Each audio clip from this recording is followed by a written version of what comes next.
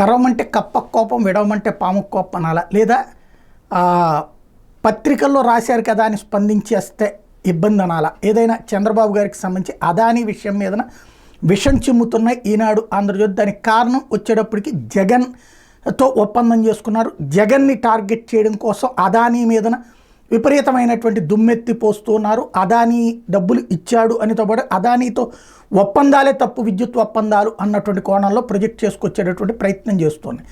₹2.49 అదానీ కంటే తక్కువకి ఇచ్చేవాడు ఇంతవరకు అయితే ఎవడు దొరకలేదు. కానీ అది కుంభకోణం అని చెప్పడం కోసమన్నా సరే అదానీతో ఒప్పందాలు రద్దు చేసుకోమన్న తరహాలో వార్తలు రాస్తున్నాయి. ఈ నేపథ్యంలో చంద్రబాబు స్పష్టమైన ప్రకటన చేశారు. అన్ని కోణాలు అధ్యయనం చేసిన తర్వాతే ప్రభుత్వ వైఖరి తెలియజేస్తాం. ఈ అంశం మీద గతంలో నేను హైకోర్టుకి వెళ్ళాను కాబట్టి దీని గురించి నేను ఎక్కువగా మాట్లాడితే బాగుండదు అంటున్నారు.